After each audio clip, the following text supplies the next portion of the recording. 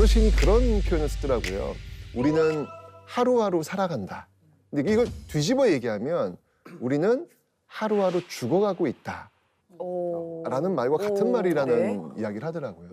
나이 시간이 이제 점점 짧아지고 있는 거니까 그럼 나는 그러면 어떻게 살아야 될까?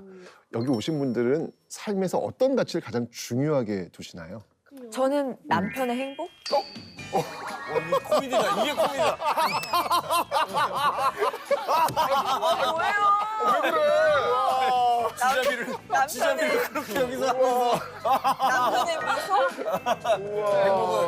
와, 그래, 맞아요. 남편의 행복. 너무 근데 멋있다. 기분 좋겠다. 그러니까요. 저도 뭐 아내가 좋아한다면 뭐 어디든 네. 무엇이든 할 본인의 거고. 행복이 뭔지 좀 말을 해보시죠. 본인의 뭐 저는 진짜 뭐 요즘엔 특히나 이제 아이를 낳고 키우다 보니까 가정의 행복. 근데 이제 가끔 그런 생각은 들어요. 이렇게 요즘에 역사책을 제가 또 최순 선생님 영향을 받아서 많이 보는데 나만 행복한 것도 뭐 중요하지만 이 사회 나가서는 우리 국가가 좀 잘 나가는 이런 것도 좀 필요하겠구나. 뭐 누가 보면 바이든인 줄 알겠어요. 왜 우주평화라 그러지? 제가 하고 싶은 말이에요. 스타워즈 찍으시는 것도 아니고. 지성 씨의 인생 1순위는 뭐예요? 우리 프로그램, 고품격 프로그램을 하면서 저도 이제 바뀌었습니다. 유전자가 이제 가족, 네. 건강, 돈. 이 순으로 거의 대부분의 사람들이 돈이 1등이라는 거죠? 돈이 아니죠. 3위 아니고 1, 2, 3이죠. 가족, 건강, 돈! 3위 아니고 1, 2, 3. 근데 저도 많은 사람들이 다 비슷할 것 같아요. 네. 이제 가족의 건강과 행복, 그 다음에 일이랑 오롯이 내 시간을 즐기는 시간 너무 같이 있지 않아요? 같이 있죠. 저희가 한 얘기가 뭐 대부분의 분들이 공감할 만한 맞아요. 그런 또 행복의 가치가 아니겠습니까? 맞습니다. 그래서 한번 저도 늘 고민이에요. 나는 어떻게 살아야 되지? 아까 어르신이 얘기한 것처럼 하루하루 죽어가는 어떤 삶이라면 나는 그럼 어떻게 살아야 될까? 그래서 오늘 그 답을 한번 찾아보고 싶은데 네. 전 사실 그런 답은 이미 역사 속에 있다라는 생각이 들어요. 맞아. 이제 이틀 전이었습니다. 이틀 전이 몇 월 며칠이었죠? 8월 15일. 예, 무슨 광복이었죠. 날이? 광복절이잖아요. 그걸 모를 그쵸? 리가 있습니까? 모를 리가 없잖아요. 네. 그럼 이제 거꾸로 얘기하면 나라를 잃어버린 날도 있을 거 아하. 아니에요. 네, 그렇죠. 나라를 잃어버린 날은 혹시 언제인지 아세요? 같은 달이었던 것 같기도 한데. 맞아요. 예, 바로 8월 29일입니다. 그러니까 참 역사라는 게 좋은 거, 신나는 거 이런 것만 기억하는 게 역사는 아니거든요. 네. 아픈 거, 지우고 싶은 것조차도 기억하는 게 역사이기 때문에 8월 15일 광복절 끝이 있으면 시작도 있을 거 아니에요. 나라를 잃어버렸던 8월 29일 경술국치일도 좀 기억해야 되지 않을까라는 생각이 듭니다. 네. 오늘 그래서 이 광복절 어떻게 보면은 좀 이렇게 한 이틀은 지났지만 네. 특집 기념으로 이 두 사람의 이야기를 통해 가지고 네. 한번 그와 관련된 이야기를 한번 해볼까 해요. 한번 오늘 이 두 사람을 한번 모셔보겠습니다. 자, 이 두 사람인데 혹시 이 사진 보시면 누군지 아세요? 저 모를 수가 없죠. 왼쪽은 알죠. 역적. 역적의 뭐 대명사죠. 그렇죠. 나라를 팔아먹었다는 누구? 얘기 때문에. 완용. 네. 맞습니다. 리완용 씨 아닙니까? 맞습니다, 맞습니다. 오른쪽 혹시 누군지 아세요? 아니, 저는 사실은 이분만큼은 좀 기억을 하고 있는데 이게 뭐 어떻게 보면은 네 영광스러운 그 글자를 같이 하고 있는 저 사람이. 아, 맞다. 진짜요? 소리. 네. 이분이 뭐지? 누구냐면요. 누구세요? 그 독립운동가세요. 고헌 박상진 선생님이세요. 상진 선생님이세요. 우와, 나 지금 그건 나 몰랐네. 이름이 똑같으시네요. 그러네요. 저랑 동명이인이십니다. 박상진. 예. 이름이 똑같네요. 네. 나라를 팔아먹은 대명사였던 이완용과 네. 그 나라를 지키려고 했던 그 고헌 박상진 이 두 사람의 삶의 궤적을 통해서 아까 질문했던 어떻게 살 것인가에 네. 대한 어떤 그 답을 한번 좀 찾아볼까 합니다. 네. 좋습니다. 네. 이 두 분의 어떤 그 이야기를 하기 전에 그 시대 배경부터 좀 설명을 네. 좀 드려야 될 것 같아요. 오늘 우리가 주로 이야기할 그 역사 사건은 네. 바로 을사늑약 체결입니다. 알죠. 혹시 을사늑약이 무엇인지 아시나요? 그거 나라 팔 때 쓴 문서 아닙니까? 예. 맞습니다. 또 이렇게 탁 퉁치고 들어오시는 게 재성 씨가 뭐 이렇게 싹 디테일하게 알지 못하는데 실루엣 정도는 그러니까 교과서 위주로 공부를 해서. 그러니까 네. 진짜 대단하신 것 같아요. 이게 보면서 깜짝깜짝 놀랍니다. 별거 아닌데 선생님이 또 이렇게 칭찬해 주시니까 일반적으로 놀랐어요. 그 얘기를 한번 해볼 텐데 1905년 이또가 네. 이 한반도를 차지하기 위한 전초 작업을 하기 위해서 우리나라에 옵니다. 예, 그러면서 이제 조약을 강요하게 되는 거예요. 우리는 이걸 이제 을사늑약, 늑약이라고 하는 게 책찍 들고 강제로 이렇게 약속을 체결한다라는 의미거든요. 이 을사늑약의 핵심은 바로 외교권의 강탈이었습니다. 이 외교권을 강탈하는 과정에서 책임자가 누구냐? 이거 강탈을 시키는 데 있어가지고 어떤 도장 찍은 사람이 누구냐? 누군가는 그쵸. 그렇게 하겠습니다를 그렇죠. 했겠죠. 우리가 잘 알다시피 네. 적극적으로 나라를 넘기는데 일조했던 신하들이 있습니다. 그들 그렇죠, 을사오적? 그렇죠, 맞습니다. 예, 나라 팔아오는데 앞장섰던 5명의 사람들. 우리는 지금 말씀하신 대로 그들을 을사오적이라고 이야기합니다. 자, 재성 씨, 네. 을사오적 일단 누가 있습니까? 돌아가면서 5명. 한 명씩 얘기해 볼까요? 안 돼! 저부터 얘기할 거예요. 아니, 저부터 얘기해요. 이완용 맞습니다. 네. 그 다음은요. 삼완용, 네. 아니, 사완용, 오완용까지. 근데 진짜 모르겠어요, 사실. 진짜 이완용 빼고는 근데 저분은 어떻게 이렇게 인지도가 높지? 저 친구는? 아니, 근데 진짜 모든 분들이 을사오적하면 이완용 너무 용감하게 얘기하세요. 맞아요. 그리고는 그만. 네, 이렇게 대답을 다시. 모르겠어요. 자, 이 사람들의 프로필을 제가 좀 봐드릴 텐데요. 네. 자, 한번 사진 한번 좀 보시죠. 좀 기억을 해놔야겠어요. 네. 학부 대신 이완용, 군부 대신 이근택, 내부 대신 이지용, 농상 대신 권중현, 외부 대신 박재순. 우리는 이들을 을사오적이라고 부릅니다. 이런 사람들의 이름도 기억하는 게 저는 정말 중요하다라는 생각이 드는 거예요. 맞아요. 제가 아까 얘기했지만 우리가 죽어가는 시간이라 그랬잖아요. 네. 이게 딱 끝났을 때 이후에 재성이라는 이름이 과연 어떻게 불리게 되었을까? 이거 굉장히 중요한 가치라는 생각이 드는 거예요. 그랬을 때 지금 이야기했던 이 5명의 사람들이 지금 오늘 이 시간에도 우리가 지금 소환시켰잖아요. 네. 이 사람들은 결코 못 죽습니다. 역사 속에서요. 그죠? 계속 오르내리겠죠. 그렇죠. 그치.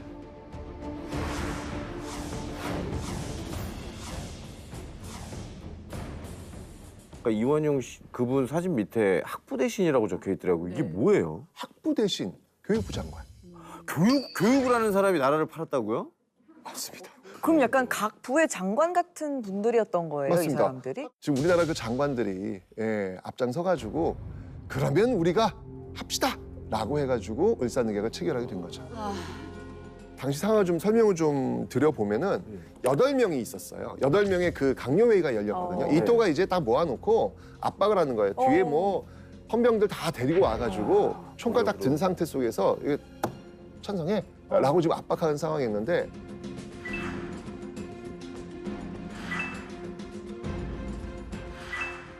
이런 상황 속에서 드디어 이완용이 말을 꺼냅니다.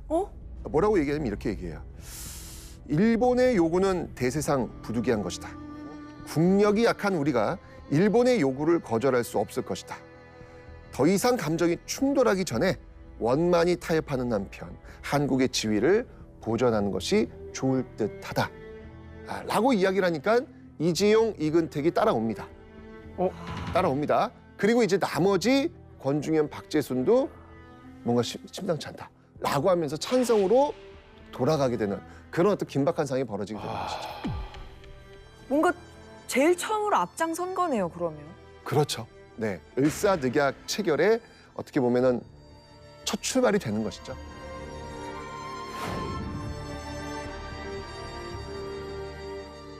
근데 여기서 그치지 않아요. 사실 이제 이 을사늑약으로 외교권을 강탈한 다음에 이제 스텝 바이 스텝 단계를 받습니다. 일본이요. 하나씩 이제 가져가는데 그 다음 단계는 뭐냐면 1907년 정미 7조약이라는 걸 또 체결해요.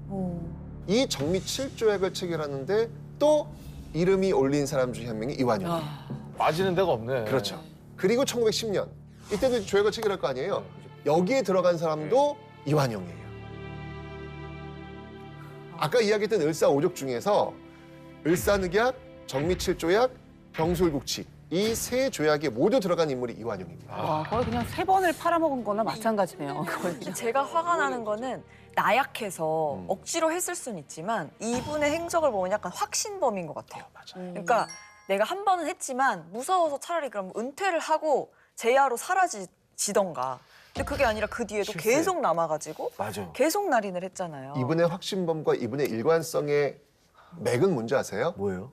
나라를 위해서입니다. 아. 근데 이게 이분의- 원래 이게 왜 나라를 확신범들이 위해서요? 더 네. 그런 것 같아. 이건 나라를 위해서 내가 악역을 맡는 거다. 또 본인 스스로는 애국자라고 생각했겠네요. 그렇죠. 미친 사람이. 미친 사람 아니에요? 아, 하이파이브를 하고 싶다 난. 이게 진짜 동의해요. 동. 이게 대단한 사람이에요. 예를 들면 아예 그냥 합방을 하자라는 그 친일 합방 청원 주도도 했고요. 예, 그 다음에 이 과정 속에 반대하고 있었던 의병들이 굉장히 많이 있었는데 의병 탄압도 앞장섰고요. 고종 강제 퇴위에도 앞장을 섰고요. 그 일본인 아니에요 혹시 이 사람은? 진짜 타임머신을 타고 가서 진짜 한번 귓방망이를 한번 또 때리고 싶다. 진짜. 그러니까 이 사람은 자기가 제일 똑똑하고 자기 판단이 제일 옳다고 생각을 했었나. 그러니까. 너무 끔찍한- 무서운 확신이다. 끔찍한 사람이네. 근데 더 놀라운 게 뭐냐면 제가 예전에 한번 말씀드렸지만 우리 반만년의 역사를 크게 두 시기로 한번 거칠게 나눈다고 했을 때 그 사건이 되는 기점. 네. 저는 3.1운동이라고 말씀드렸잖아요. 네. 3.1운동 이전까지가 제국의 시대였다면 3.1운동 이후부터 이제 민국의 시대가 전개되면 지금까지 오는 거니까. 네. 그런데 그 3.1운동을 그럼 이완용은 그럼 어떻게 바라보고 오. 있느냐. 오. 이때 이제 당시 그 신문에 기고를 해요. 어. 3.1운동의 그 관점에 대해서 이런 뉘앙스를 보입니다. 식민 통치에 순응하면 죽을 고비에서도 살 길이 생기는데 왜들 저렇게 살 길을 놔두고 죽을 길을 찾아가는가. 이런 뉘앙스로 끊임없이 글을 남깁니다. 야.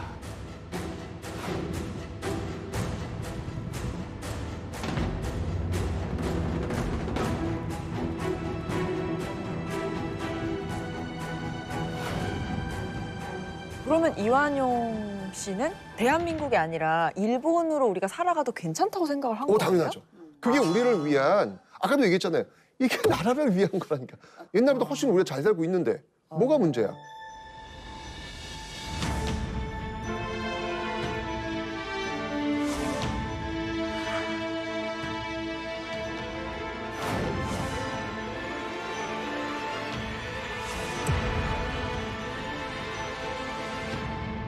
근데 제가 아까 말씀드렸던 그 을사오적 5명이 다 이런 모습이에요. 다 확신범들이에요. 지금 얘기 나온 김에 이 5사람의 공통점이 뭔지 아세요? 다들 똑같이 이걸 다 한 번씩은 역임합니다. 장원급제? 이 사람들은 모두 다 판사 출신들이에요. 네. 야, 판사라고 하면 판단력이 제일 좋아야 되고 그럼요. 국민의 편에 서서 자기 그렇죠. 얘기를 해야 되는 사람인데. 맞습니다. 그러니까 저는 우리 학생들이 이렇게 꿈을 이렇게 막 물어보면 대부분의 꿈이 저는 유튜버. 뭐 유튜버, 판사예요. 또는 의사예요. 맞아. 또는 뭐 네, 이런 얘기들을 맞아. 많이 할 때 저 깜짝깜짝 놀래요. 왜 우리 대한민국 학생들의 꿈이 명사일까? 왜 직업일까? 왜냐면 지금 보시면 알겠지만 이들의 꿈이 명사였고 직업이었기 때문에 이들은 대한제국의 판사여도 되고요. 일제강점기의 판사여도 되는 거예요. 왜냐면 그들의 꿈은 판사, 명사, 직업이니까요. 그러니까 꿈이라고 하는 거는 명사여서는 안 되고 동사여야 되거든요. 그 직업을 가지고 내가 무엇을 할 것인지 고민하는 지점이 생겨야 되는 건데 그러니까 이런 식의 어떤 그 교육이 우리가 지금 이루어지고 있다면 우리는 또 하나의 이완용을 키우고 있는 것이 아닐까. 그러네. 거기 국민 세금이 지금 들어가고 있는 그러네. 거예요. 그런데 이런 판사만 있었던 것은 아닙니다. 오늘 우리가 이야기해야 될 또 다른 주인공. 아까 누구였죠? 박상진 선생님. 맞습니다.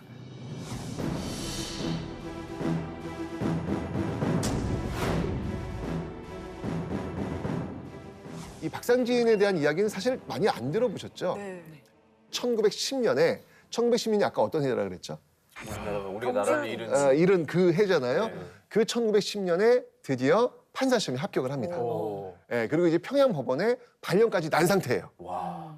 자, 드디어 이제 판사의 길로 들어가는 시점에 나라가 망하는 거예요. 자, 이때 이제 판단 이제 선택을 해야 돼요. 갈림길이죠. 예, 선택을 해야 돼요. 진짜 인생극장. 자, 일본 입장에서 이 식민지를 다스려야 되는데 식민지를 다스릴 사람이 누구가 되면 좋을까? 네. 그거는 똑똑하고 말 잘하는 조선인. 최고죠. 그렇지. 맞아. 여기서 눈 찔끔 감으면 네. 편한. 만 세상이 열립니다. 그렇지.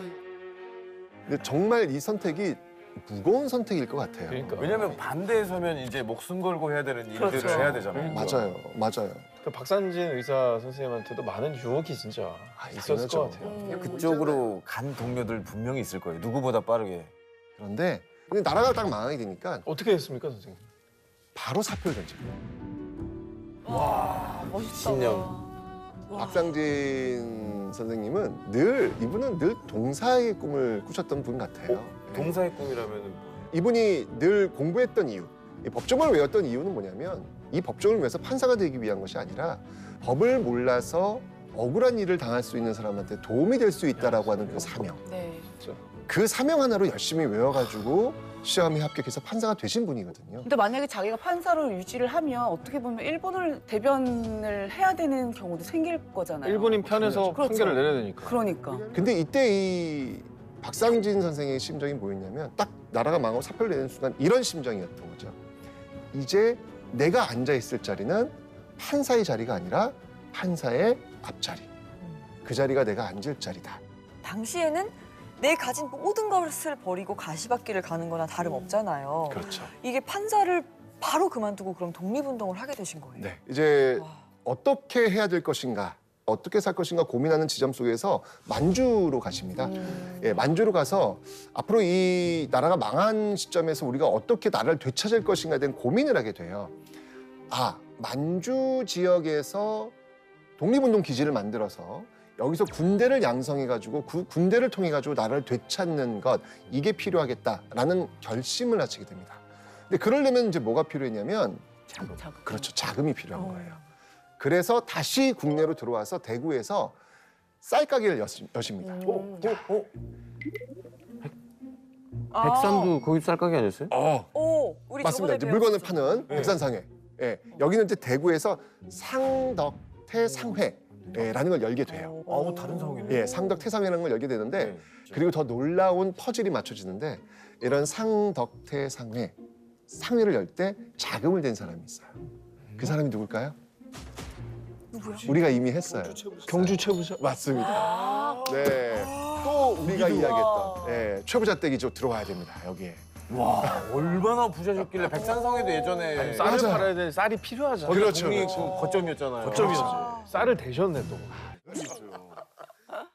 어쩌니 박상진 선생 같은 경우에는 그런 사회를 통해 가지고 이제 만들었던 조직이 하나 있어요. 그게 이제 유명한 대한광복회라는 조직입니다.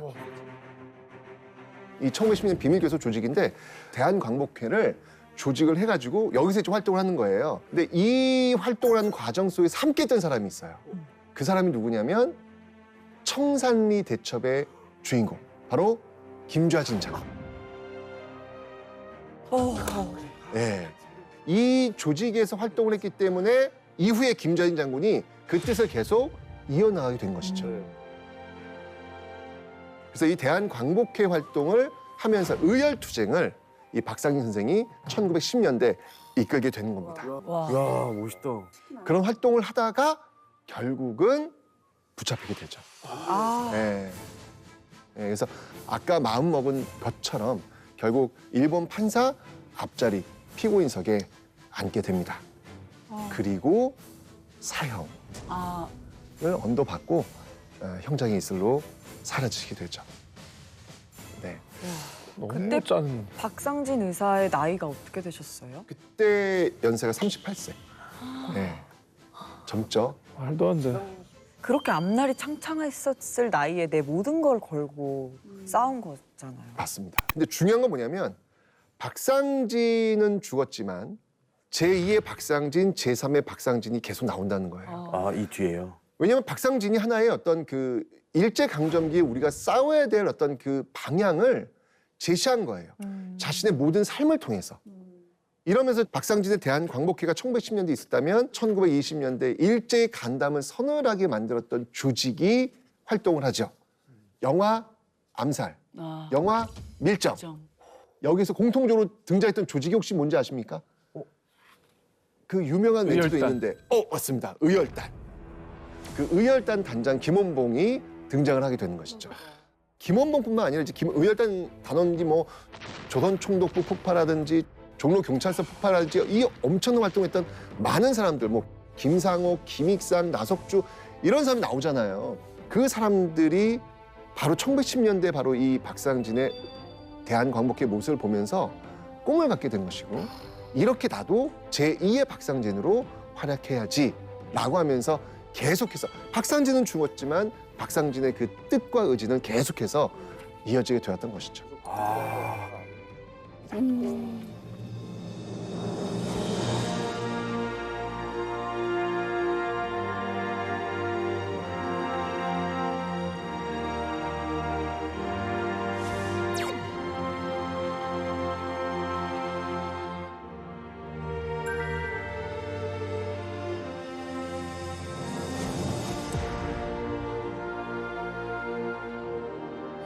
이쯤에서 또 궁금한 거. 또 맞아. 박상진 선생님은 이렇게 우리 곁을 떠났는데 네. 이완용은 말년에 어떻게 몇 살까지 살았어요? 됐나? 그렇죠. 자, 이완용도 사람입니다. 영원히 살 수는 없습니다. 네네. 근데 꾸역꾸역 삽니다. 예, 그래서 장수해요. 그래서 무려 68세까지 장수하고 자연사로 생을 마감합니다. 이 사람이 죽었을 때 어떤 모습이었겠습니까? 이 정말 호화 장례식이 이루어집니다.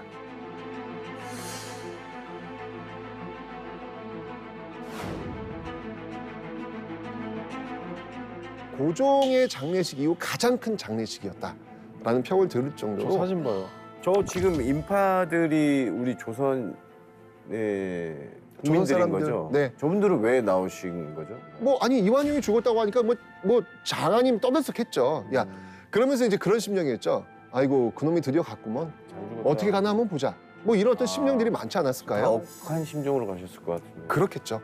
중요한 건 역사는 이완용의 죽음 그 순간부터 시작된다는 겁니다. 이게 역사가 그래서 무서운 거죠. 이완용이 딱 죽었을 때 바로 그 다음 날 신문 사설이 하나 실리게 됩니다. 이완용 바로 다음 날요? 바로 다음 날. 기다렸네 누군가가. 신문 사설의 제목이 이겁니다. 무슨 낯으로 이 길을 떠나가나. 라는 어떤 그런 제목이었는데, 야, 이 신문 사설을 읽으면요, 이렇게 소름이 돋아요. 그러니까 이 사설엔 뭐가 있냐면 날이 서 있어요. 베이겠구나. 아, 그 날카로운 글에 의해서 베이겠구나. 서슬퍼런 그냥. 맞습니다. 요거 우리 한번 재성 씨가 한번 느낌을 살려서 한번 그 베이는 글자가 주는 그 베이는 느낌이 있거든요. 의열단의 일원이 지금 거의 됐거든요. 네. 자, 가보겠습니다. 네. 그도 갔다. 그도 필경 붙들려 갔다. 보호 순사의 겹겹 하수와 견고한 어모도 저승차사의 달려듦 하나는 어쩌지 못하였다. 너를 위하여 준비했던 것이 이때였다. 아무리 몸부림하고 앙탈하여도 꿀꺽 들이마시지 아니치 못할 것이 이날의 이 독배이다. 어허, 부둥켰던 그 재물은 그만하면 내놓아야지. 앙탈하던 이 책벌을 이제부터 영원히 받아야지. 오, 진짜 소름 돋지 않습니까? 네. 와, 정말 모두 알고 있었던 거. 그러니까요. 삶의 시간은 소멸되었지만 역사의 시간은 시작된 거죠. 그랬을 때 이 두 사람은 과연 어떻게 살게 될까를 한번 우리가 보자는 이야기입니다. 자, 일단 그 역사의 심판대 속에서 네. 이 두 사람의 영원히 지금 누워 잠자고 있는 묘를 한번 좀 보여드리겠습니다. 오. 이게 지금 이제 고원 박상진 선생의 지금 묘입니다. 깔끔히 지금 단장된 모습이죠. 이게 지금 이완용의 묘입니다. 오. 저게 뭐죠? 이게 처음에 감자인 줄 알았어요. 무서워요, 약간. 그죠? 음지에 있는. 네. 제가 아까 얘기했잖아요. 죽는 그 순간부터 역사가 시작되는데 이 묘가 이게 온전히 있겠습니까? 사람들이 가서 그럼요. 예. 다 파헤치고 싶지. 결국 이 묘는 파묘되었고요. 예. 지금은 이제 채석장으로 지금은 변신되어 와. 있다고 합니다. 진짜 아까 동아일보 얘기처럼 글처럼 살아서 받지 못한 벌을 죽어서까지 지금 현재까지도 받고 있는 것 같아요. 그럼 네. 반대로 이제 박상진 선생님은 이제 돌아가시고 난 네. 후에 그 공을 좀 저희가 치하를 좀 해드리고 그렇죠. 인정을 해주고 했나요? 지금은요. 건국 공로헌장 단장 즉 독립장을 추서 받으셨고요. 그리고 지금 박상진 공원이 지금 건립해서 지금 운영 중에 있고요. 그다음에 이 박상진 의사의 그 옥중 편지가 있습니다. 이게 이제 문화재청 국가 등록 문화재로 지정되어서 그 박상진 의사에 대한 기억에 대한 어떤 시간이 계속해서 지금 이어지고 있습니다.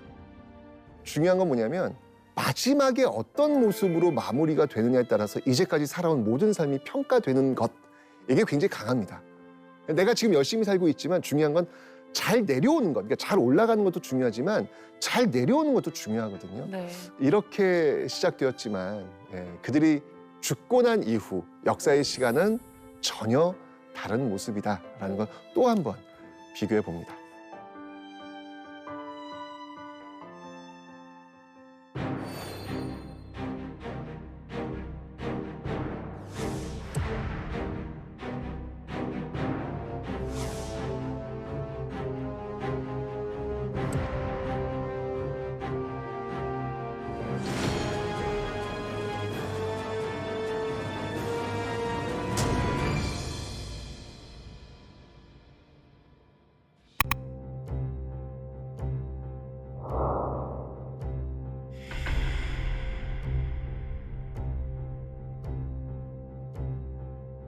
자, 이렇게 나라를 팔아먹었던 대신 이완용, 사실요, 그는 이 고종이 신임하던 신하이자 조선의 인텔리 중에 인텔리였습니다.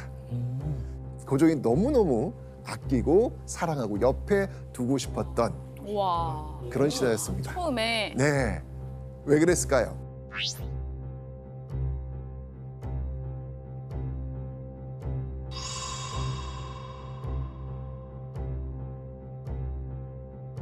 자, 그런데 이완용의 관직 생활 터닝 포인트가 시작된 곳이 있습니다. 바로 여기입니다. 잘 보세요. 외국인 선생님? 오. 학교. 맞습니다. 학교입니다. 영어, 세계사, 서양의 정치와 법률, 수학까지 이전에 조선에서는 배운 적 없는 새로운 학문을 가르치는 공간입니다. 자, 그리고 이 당시로서는요, 생각지도 못한 아주 파격적인 수업 방식을 보여주었는데요. 무엇이었을까요? 수업 방식? 네. 외국어 오! 수업 맞습니다. 모든 수업을 영어로. 영어로. 아 진짜요? 네. 저기 외국 수업을 다 영어로 했어요? 맞습니다. 모든 수업을 저 당시에 영어로 진행했습니다. 파격적이죠. 네. 그죠? 지금도 파격적이에요 사실 그건. 그럼요. 맞습니다. 이 학교의 이름이 있습니다. 한국사 능력검정 시험 준비한 조나단이라면 들어봤을 텐데 그 이름은요, 바로 이겁니다. 유경공원. 아하. 유경공원. 아, 들어보셨죠? 네네네, 유경공원. 맞습니다. 유경공원은 1886년 고종의 허가로 세운 조선 최초의 근대적 공립교육기관입니다. 자, 그런데 왜 유경공원을 세웠을까요? 외교할 때 외교할 때- 필요하니까. 네, 그렇죠. 그 당시가 이제 막 외교도 많이 이루어지려고 했던 때니까. 맞습니다. 이 나라의 간섭에서 벗어나기 위해서였습니다. 바로 청나라. 아 그렇죠. 아시죠? 예, 군신. 자, 병자호란 패배 이후 이 청나라는 쭉 이 조선의 외교와 내정에 사사건건 간섭하고 있었죠. 자, 고종은요, 이 청나라를 벗어나기 위해 어떤 나라의 도움을 받으려고 합니다. 바로 미국입니다. 아.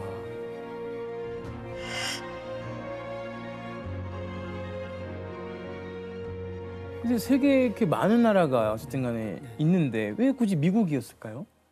고종의 미국에 대해서는 굉장히 짝사랑했습니다. 그러니까 1882년 조미수호 통상조약이 체결되었을 때 그 내용을 보면은 조선의 국제 분쟁이 생겼을 때 미국이 조정해 준다는 그런 조항이 있습니다. 이 조항 때문에 미국에 굉장히 크게 기대를 걸었죠. 자, 그런데 한 가지 문제가 있었습니다. 조선엔 영어를 제대로 하는 사람이 없었던 것이죠. 그러니 어떻게 해야 되겠습니까? 그건 이제 길러내야죠. 길러내야죠. 맞습니다. 자, 미국과 활발히 소통할 수 있는 인재를 길러내야 되겠죠. 자, 유경국어는요, 서양과의 교류, 외교에 필요한 기본적인 지식과 문화를 익힌 외교 재원을 양성하고 있는 그런 학교였습니다. 자, 이렇게 특별한 학교에 누구나 들어갈 수 있었을까요? 없죠. 아니었을까요? 느낌이 딱 오죠, 지금. 네. 그죠? 오로지 명문가의 자제와 현직 관리들, 아주 세심하게 선발된 30여 명 정도만 입학할 수 있었습니다. 자, 그런데 이렇게 선발된 사람 중 한 명, 네. 그 한 명이 바로 요한용. 이완용입니다. 29살이 되던 1886년, 굉장히 중요한 포인트. 유경공원에 자원 입학합니다. 자, 과연 이 이완용은 왜 어떤 생각으로 이 유경공원에 자발적으로 자원 입학했을까요? 자, 만약 이완용이 영어에 익숙해져서 미국 통이 되고 조선의 최고 권력자 고종이 눈에 든다면 호호, 관직자로서 탄탄대로를 걸을 수 있다, 가능하다, 이렇게 생각하지 않았을까요? 그렇죠. 이완용은요, 이 유경공원을 세운 고종의 의중을 빠르게 눈치채고 유경공원에서 열심히 공부합니다. 그리고 입학 10개월 만에 아주 큰 행운을 주게 됩니다. 이완용 인생의 터닝 포인트라고 할 수 있는 그 행운. 미국과의 교제가 점점 기묘해졌기 때문에 그때 신설된 유경공원에 입학하여 미국에 가게 되었다. 우와. 와우. 통역이 아니고 아예 그냥 미국으로. 아예 가는 거네요. 야, 그 당시에 미국을 간다는 거는 정말 손에 꼽을 수 있는 그런 사람일 텐데 거기에 이완용이 간 겁니다. 이완용 대체 어떤 이유로 미국에 가게 된 걸까요? 이 조미소 통상조약을 맺은 이후에 조선에 미국 공사관이 세워집니다. 그리고 이번에는요, 또 조선이 미국에 조선 공사관을 세우러 가야 됐거든요. 이완용은요, 그 공사관원 중 한 명으로 선발된 겁니다. 네.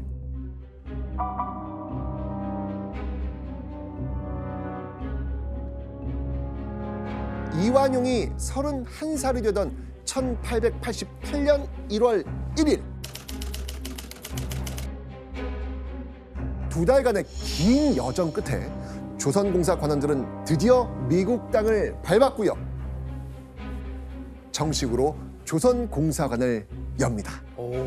자, 그렇게 미국 생활을 이어가던 어느 날 도착 후 11개월 만에 주미 책임 공사관에게 귀국하라 라는 명령이 내려옵니다. 귀국하라? 이유가 무엇이었을까요? 바로 청나라의 압력 때문이었습니다.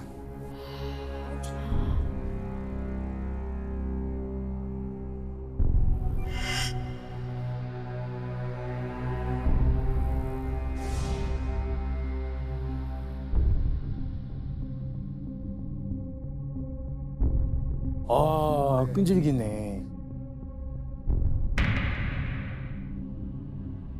청나라는요, 허락도 없이 단독으로 이런 일을 진행해, 이거 웃기는 일이야, 자신들을 무시한다고 생각했던 겁니다. 결국 고종은 책임 공사관을 조선으로 소환할 수밖에 없었습니다.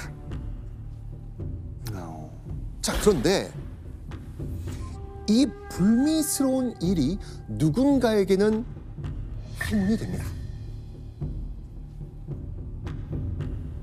귀국이? 자, 공석이 된 주미공사관의 자리, 누가 차지하게 될까요? 이완용. 그렇죠. 이완용. 이완용은요, 책임공사관 바로 다음으로 높은 직책이었거든요. 그는 약 2년 동안 미국 주재공사관의 책임자 대리로 일하게 됩니다.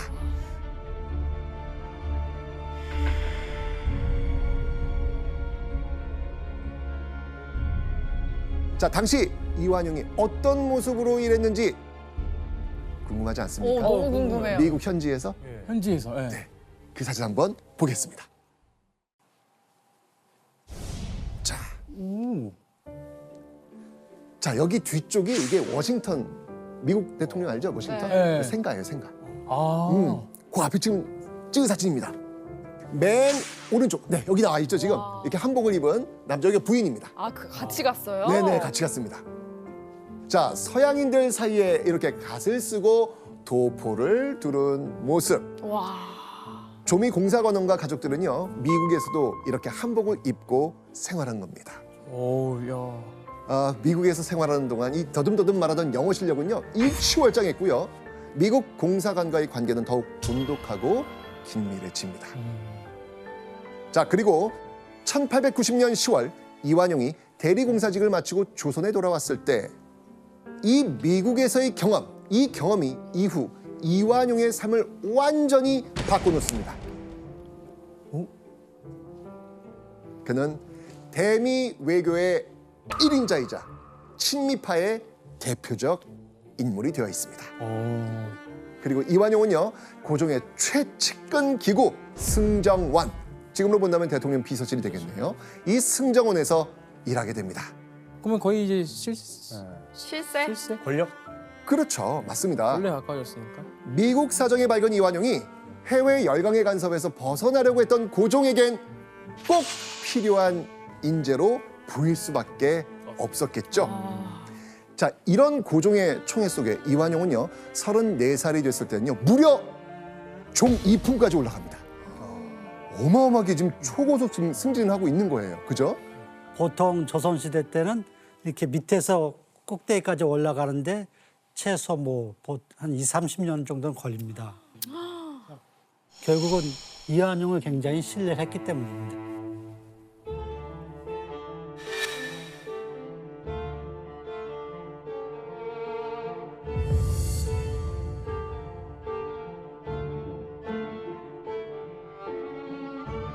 자, 이완용은요 친미파로 고종의 최측근에서 승승승승 장구한 것입니다.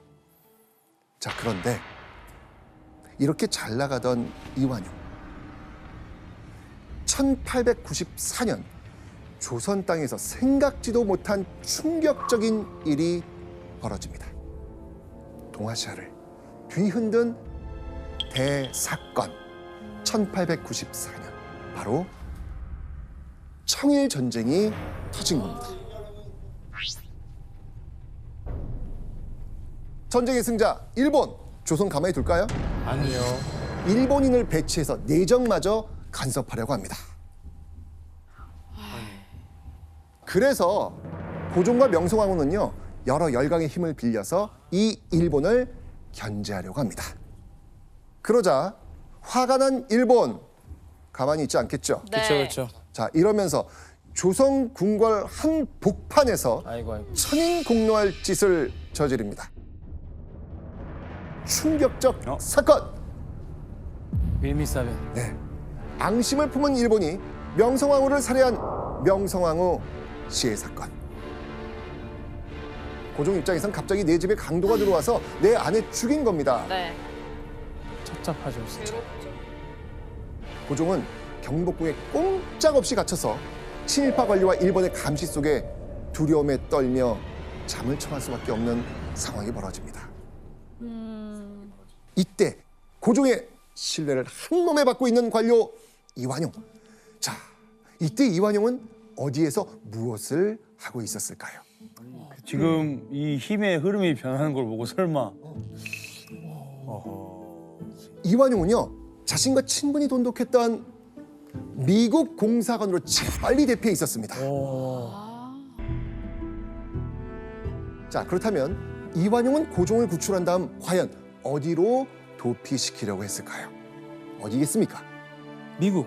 당연하겠죠. 네. 바로 자신이 지금 피해 있는 미국. 미국 공사관.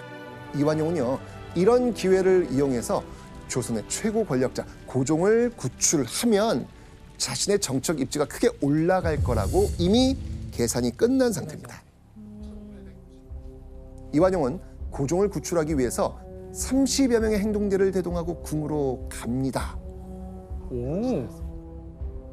그런데 자, 이 사전에 구출 계획이 발각되면서 결국 실패합니다. 이완용 포기했을까요? 아니요. 이완용은요, 미국 선교사를 통해서 이 고종과 연락하면서 다음 기회를 또 노립니다.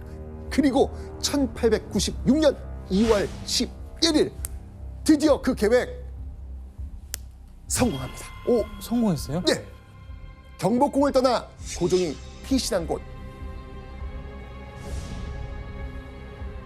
아, 예. 러시아 공사관? 맞습니다. 러시아 공사관. 이완용은요, 미국 공사관이 아닌 러시아 공사관에 고종을 피신시킨 겁니다. 이 사건이 무엇이다? 아관 파천. 와.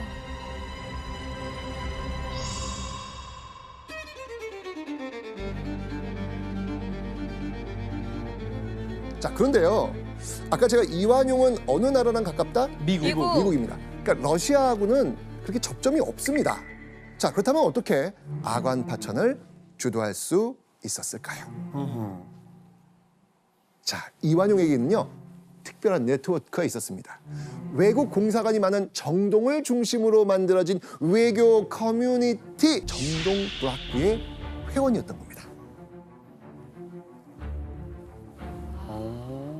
진짜 그 활동을 많이 그러니까요.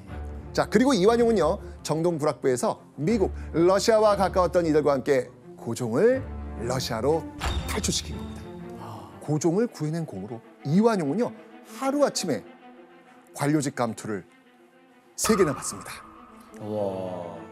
그야말로 고종의 최측근 관료로 우뚝 서게 된 겁니다. 하지만 일본은요, 러시아 공사관으로 피신한 이 고종을 계속 압박합니다. 과연 어떻게 압박했을까요? 일본은요, 조선 백성들이 모두 보는 신문에 한글로 이런 글을 싣습니다. 자신의 궁궐을 떠나 외국 열강에게 보호를 요청한 국왕을 폐위해야 한다. 나라가 어려운 상황에서 이런 신문이 돈다? 그럼 우리는 누구 의지에? 우리도 어떻게 막 이렇게 좀 되게 불안했을 것 같은데. 그죠? 자, 이 불안해하는 백성의 민심을 달래기 위해서 고종은 이완용에게 이 사태를 수습하도록 명령합니다. 이완용은요, 고종의 명령을 받들어서 신문사에 엄중히 경고했고요, 선동성 기사는 싣지 않도록 일본 공사에 조치를 취합니다. 이야. 진짜. 자, 이 대표 친일파로 우리가 익히 알고 있는 이 이완용은요, 이때까지는 일본을 철저하게 미워하고 경계했던 것입니다. 1898년 이 이완용이 자신의 사리 사욕을 채우려고 나라의 이권을 해외에 팔아먹은 파렴치한 짓이 신문에 실린 겁니다. 언론에서 지금 이완용을 고발한 거예요, 지금요. 언론에서? 네, 어떤 내용이냐면요, 1895년 학부 대신, 그러니까 교육부 장관 학부 대신 시절에 나라가 어려워 이 해외에 돈을 빌리게 됐을 때 그 일부를 빼돌려서 자신의 주머니 이렇게 채웠던 겁니다. 본색이 나왔네. 게다가요, 1896년 외부 대신, 외교부 장관. 네. 자, 이 외부 대신을 맡았을 때는요, 자신의 정적 기반인 미국에 뇌물 5만 달러를 받고 철도 부설권을 넘겼다는 그런 이야기도 있었습니다. 지금 많이 챙기고 계십니다, 지금. 자, 이걸로 끝일까요? 아닙니다. 이완용의 이 커리어를 뒤흔든 엄청난 횡령 스캔들이 또 터집니다.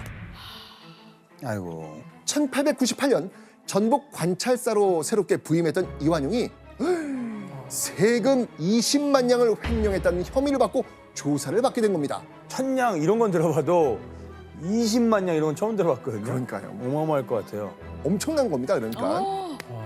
당시 이완용을 아끼던 고종은 어떻게 했을까요? 관직에서 파면시켰습니다. 당연하죠. 네. 그래서 그랬구나. 자, 그렇다면 이완용은 이대로 중앙정계를 영영 떠났을까요? 이완용은 그런 사람이 아닙니다.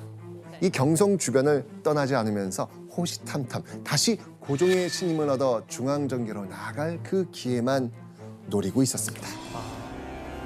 자, 이 청일전쟁 이후 조선에 대한 침략 야욕이 더 커진 일본, 또 아관 파천 이후 조선을 간섭해온 러시아.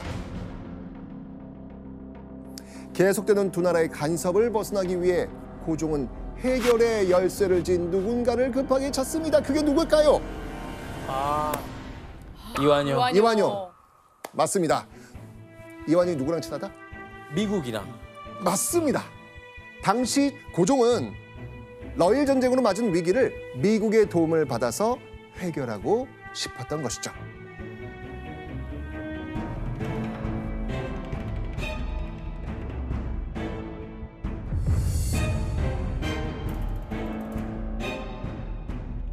고종은 파직당한 이완용을 불러들입니다. 어떤 자리에 앉게 됐을까요? 고종의 직속 부서인 국내부의 특진관, 지금으로 치면 대통령실 보좌관으로 임명이 된 겁니다. 와. 가까운 곳에 있네요. 그렇죠. 완전 최측근. 고종의 완전 최측근. 자, 이제 다시 내가 그토록 바라던 내 세상이 다시 시작됐겠구나. 네. 이렇게 생각했겠죠? 네. 그런데 말입니다. 돌아온 지 3개월 만에 3개월 만에. 이완용은 해임됩니다. 아, 왜요? 바로 이완용의 정치 활동을 반대하는 세력이 있었거든요. 일본을 배후에 두고 있는 친일파들이었습니다. 자, 그런데 친일파들은 왜 이완용을 경계했을까요? 그랬을까? 아까 고종의 아관파천 도운 인물 누구? 이완용. 이완용.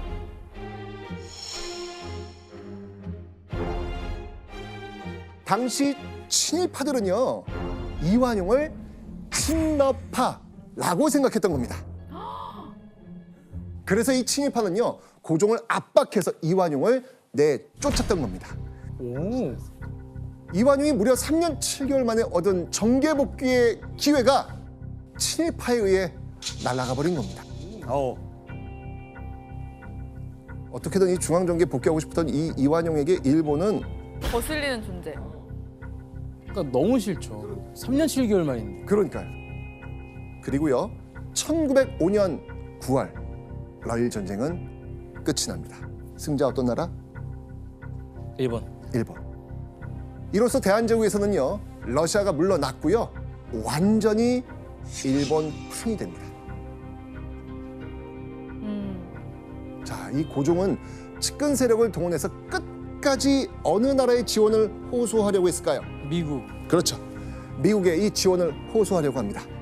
그런데 이런 상황에서 이 미국마저 일본을 지원하는 노선으로 입장이 바뀝니다.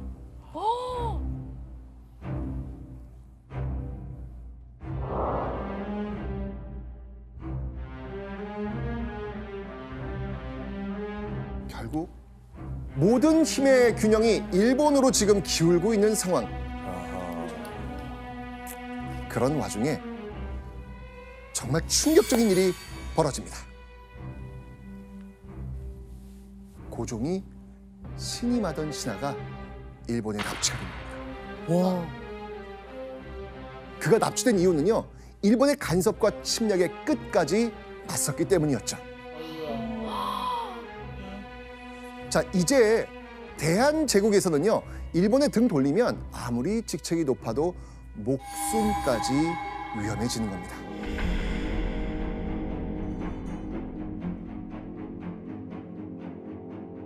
러일 전쟁에서 일본이 승리한 후 2개월이 지났을 무렵 1905년 11월 9일 일왕의 특사가 경성에 도착합니다. 과연 누굴까요? 바로 이 사람. 누굽니까? 이토 네. 히로부미. 바로 일본의 초대 총리 대신 이토 히로부미. 자, 그가 서울 경성에 온 이유는 과연 무엇이었을까요? 바로 외교권을 일본이 차지한다고 국제적으로 공표할 수 있는 이 조약을 체결하기 위해서였습니다. 일사늑약. 맞습니다. 본격적인 대한제국 침략 계획을 시작한 것이죠. 그리고 5일 후인 11월 15일 결국 고종과 이토 히로부미는 통역관을 대동하고 독대를 합니다. 그리고 이토 고종에게 충격적인 말을 합니다. 이렇게 이야기합니다. 승낙하시든 거부하시든 마음대로 하십시오. 그러나 만일 거부한다면 그 결과가 어찌 될 것인지 생각하셔야 합니다.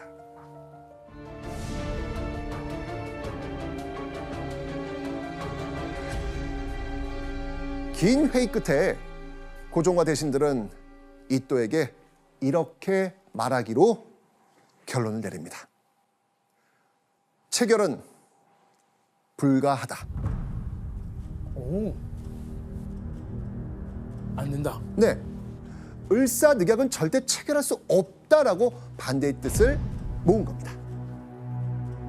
이완용. 근데 이완용이 그러니까 이런 의견이 있다는 게 조금 네. 신기한데 왜 그렇게 한 거예요? 이완용도 처음부터 공개적으로 나는 조약에 찬성합니다 하고 얘기하기가 힘들었을 겁니다. 근데 속으로는 찬성하면서 좀 눈치를 보면서 적절한 때 타이밍을 아마 좀 노리고 있었던 겁니다. 그리고 이제 이완용이 미리 찬성한다고 얘기하면은 고종하고 대신들이 거기에 대한 대비책을 세워둘 수가 있으니까요. 자, 그런데 대신들의 이 회의 결과가 누군가의 귀에 들어갑니다. 바로 대한제국의 외교권을 빼앗겠다는 일념으로 온 누구? 이토 히로부미. 이토 히로부미였죠. 이토는 이곳으로 쳐들어갑니다. 중명전. 중명전. 맞습니다. 바로 중명전으로 간 겁니다. 자, 저녁 8시가 채 되지 않은 시간, 이 중명전에는요, 조선의 주요 대신들이 모여 있었습니다.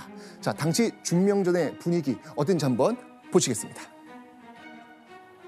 총칼이 늘어서 철통과 같고 내정부 및 궁중에도 일부 병사가 배치되어 그 공갈의 기세는 말로 형용하기 어려웠다.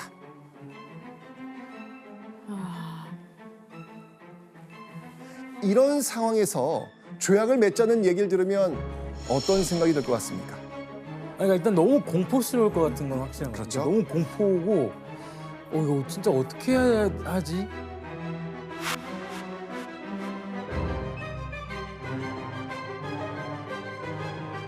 자, 이 대신들이 회의장에서 빠져나가려고 할 그때 일본 헌병대가 딱 막아서면서 다시 그들을 회의장으로 밀어 넣습니다.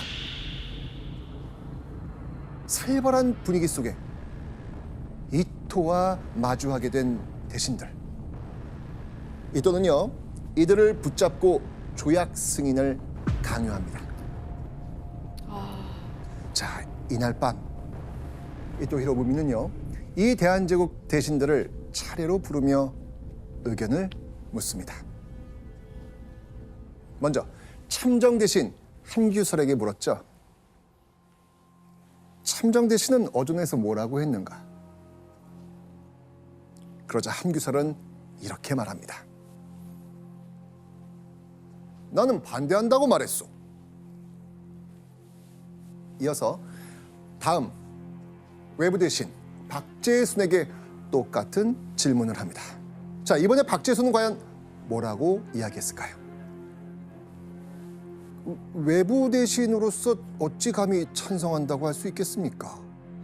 근데 폐하의 명령이라면 뭐 어찌할 수 없지 않겠습니까?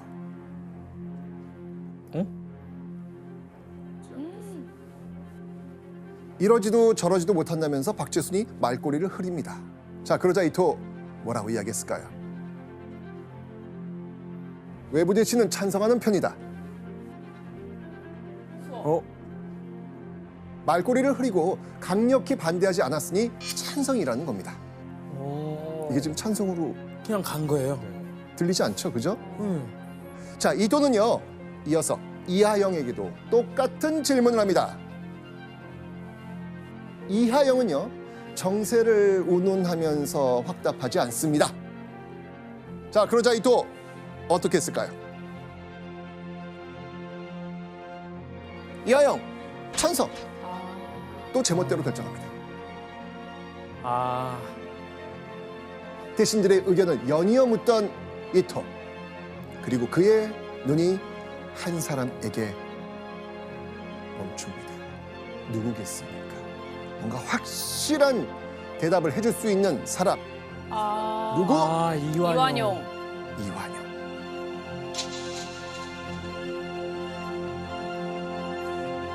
국력이 약한 우리가 일본의 요구를 거절할 수는 없습니다. 체결하는 것이 좋습니다. 이완용은 이토의 기대에 제대로 부응합니다. 이완용의 강력한 찬성. 자, 결국 이런 분위기에 휩쓸린 나머지 3명의 대신도 찬성표를 던집니다. 결국 8명의 대신 중 5명이 찬성합니다.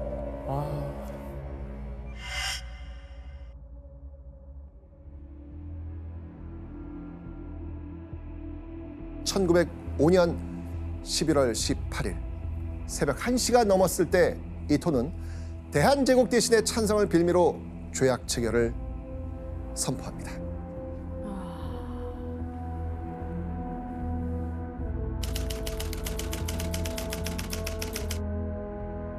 국가 간의 조약에 필요한 적법한 절차를 전혀 지키지 않았기 때문에 무효이고 불법한 조약이라고 할 수 있습니다. 자, 이 이완용의 적극 찬성으로 이루어진 을사늑약. 결국 대한제국은 외교권을 완전히 박탈당합니다.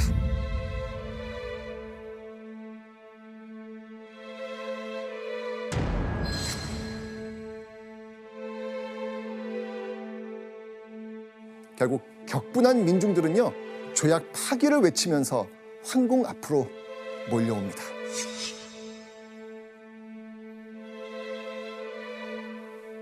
자, 그런 과정에서 이 민중의 분노를 더욱 끌어오르게 만드는 그 글이 퍼집니다.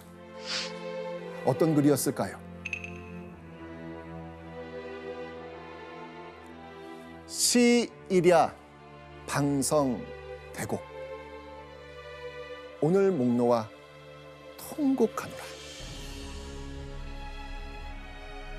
저 개돼지만도 못한 소위 우리 정부의 대신이란 자들은 자기 일신의 영달과 이익이나 바라면서 위협에 겁먹어 머뭇대거나 벌벌 떨며 나라를 팔아먹는 도적이 되기를 감수했던 것이다.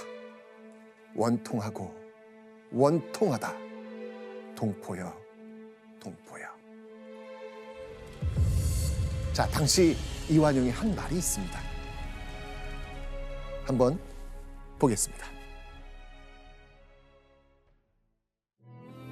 조약의 취지를 이해하지 못한 어리석은 자들의 헛된 말입니다. 외교에 대한 문제만 잠깐 이웃나라에게 맡겨줬으나 나라가 부강해지면 돌려받으면 됩니다.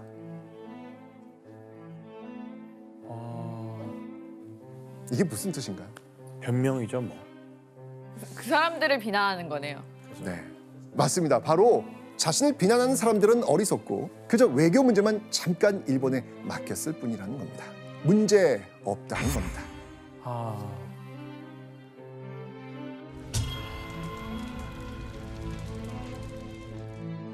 을사늑약 체결을 선언한 직후 일본이 제일 먼저 한 일 무엇이었을까요?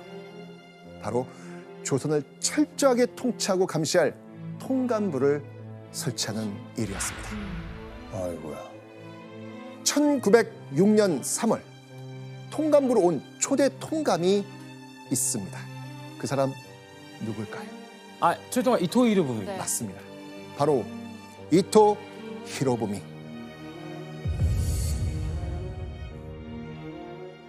이 통감부는요, 대한제국의 외교뿐 아니라 모든 분야를 제멋대로 간섭하고 감독하는 실질적 통치기관이 됩니다.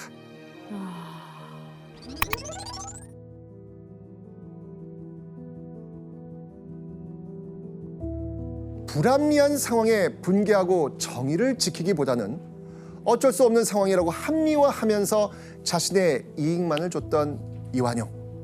이 을사늑약 이후 이완용은 새로운 내각의 총리 대신으로 임명이 됩니다. 그리고 경제적 이권을 챙길 수 있는 광산 사무국 총재 자리도 받습니다. 지위와 재력을 이완용 이 두 손에 쥐게 된 겁니다.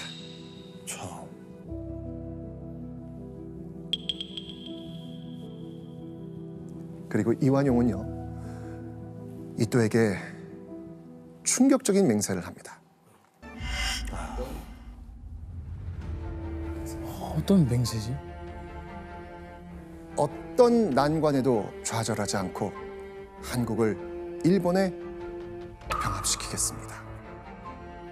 이야, 철저하게 대한제국을 일본에 바치겠다는 맹세였습니다.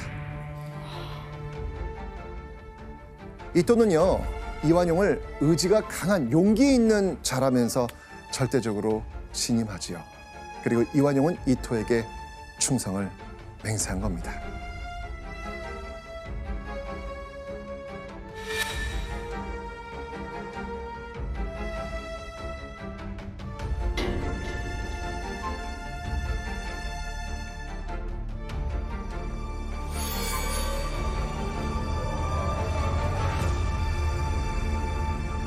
자, 그러던 1907년 이완용이 전혀 예측하지 못한 사건이 터집니다. 매국노 이완용 입장에선 절대 일어나서는 안 되는 큰 사건인데요. 대체 무슨 일일까요? 무슨 일이지? 자, 여기서 짚어보는 별점 체크포인트. 우리 역사에서 잊을 수 없는 바로 그 사건. 바로 헤이그 특사입니다.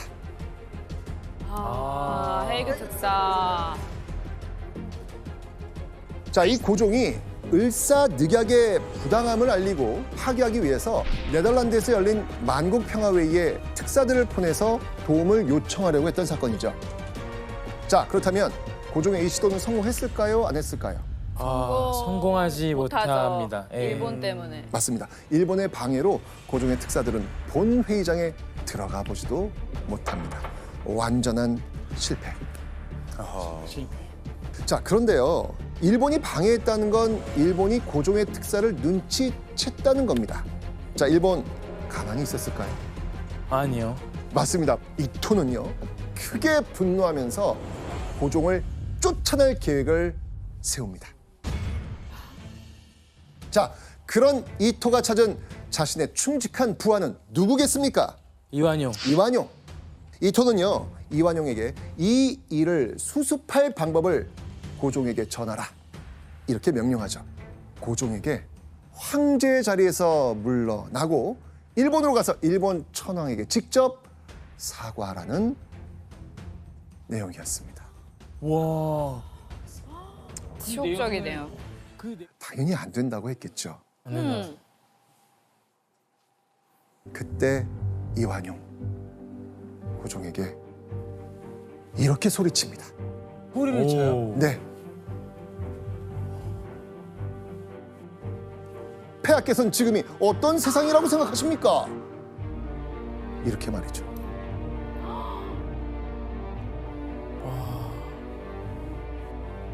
자, 고종은 이때 이완용을 홀겨볼 뿐 할 수 있는 일은 없었습니다. 한때 고종을 보필하고 고종이 총애했던 대신 이완용.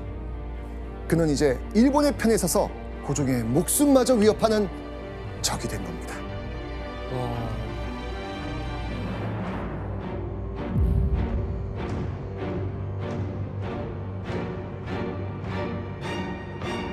그의 집 담벼락은요, 온갖 욕설과 분뇨로 더럽혀집니다. 이 시위대가 이완용의 집에 불을 질러서 집이 모두 불탄 일마저 있습니다. 나라를 판 매국노와 일본에 대한 분노는 대단했습니다. 그리고 1909년 10월 이완용을 충격에 빠뜨린 사건이 벌어집니다. 바로 자신이 충성을 맹세했던 이토 히로부미가 하얼빈에서 총을 맞고 죽은 겁니다.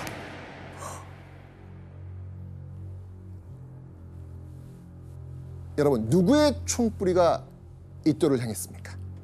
안중근 이사께서. 맞습니다. 바로 안중근.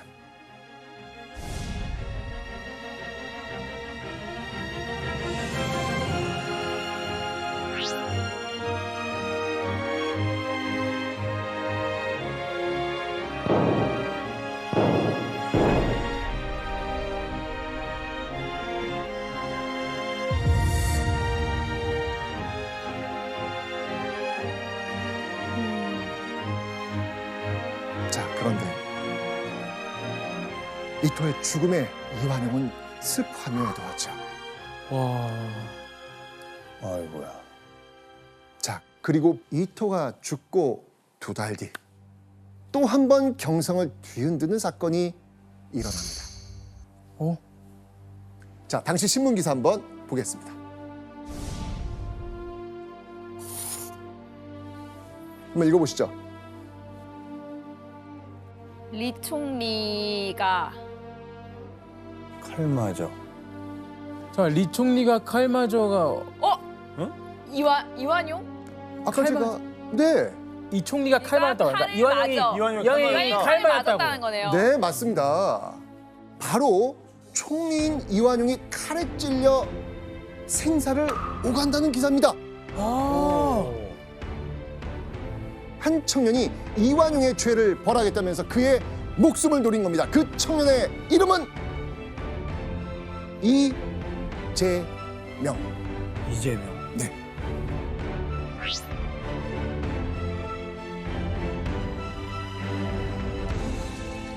이완용의 어깨, 허리, 신장, 팔을 찔렀고요. 동맥이 잘리면서 엄청난 피를 쏟게 됩니다. 자, 칼에 찔린 이완용은 어떻게 됐을까요? 그 정도 칼 찔리면 못 살아요. 그 정도로 찔렸으면은. 그러니까요. 자, 그런데 살아남습니다. 아이고. 아니 엄청 찔렸는데 어떻게 살아남죠? 참. 이완용은 친일 매국 관료 중 가장 높은 자리에 있었습니다. 그래서 당대 최고의 의료진에게 최고의 수술을 받고요. 퇴원한 뒤 요양까지 떠납니다. 아이고. 강자에게 기대 임금도 나라도 버린 이완용. 이완용은요, 오히려 이 사건을 계기로 매국 행위에 더 전념합니다. 그리고 1910년 6월 일본에서 새로운 통감이 왔다는 소식이 들리죠.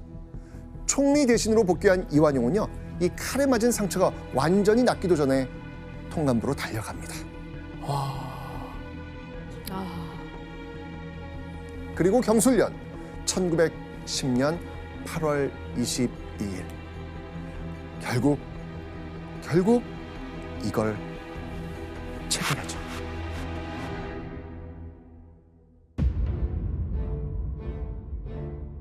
일본과 우리나라를 하나로 만들겠다는 치욕적인 조약, 한일 강제 병합 조약입니다.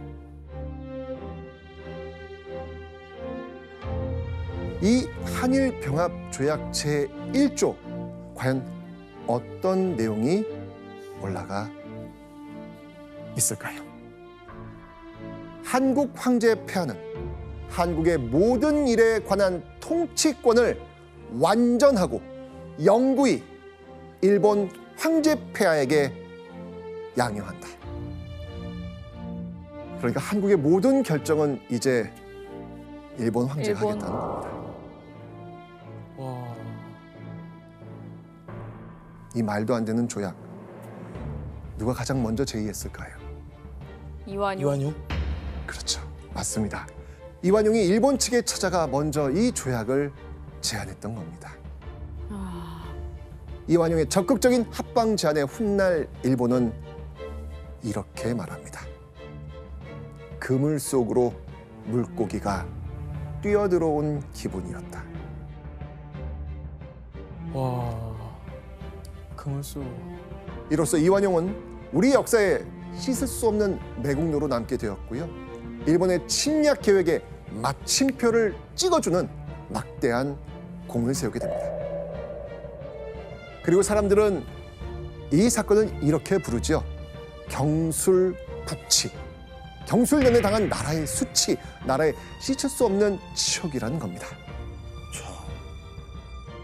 경술국치 이후 이완용의 매국 행위는 다양한 곳에서 행해집니다. 아이들에게 어릴 때부터 일본어를 배우게 했고요. 이순신전 같은 위인전 금소로 만들었습니다. 읽지 말라고 합니다. 왜 그랬을 것 같습니까? 왜냐면 이순신 장군님이 이제 일본을 공격하고 일본을 많이 무찔렀잖아요. 그런 내용이니까. 그렇죠. 임진왜란 때 어쨌든 간에 큰 어쨌든 전쟁의 영웅이니까. 맞습니다. 이완용은요, 나라를 팔아먹은 것도 모자라 이 민족의 정신까지 말살하는데 앞장을 섰던 겁니다.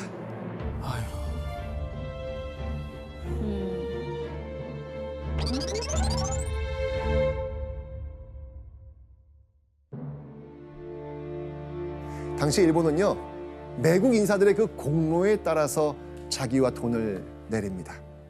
이완용은요, 백작 자기와 돈 15만 원을 받습니다. 약 30억 정도가 됩니다.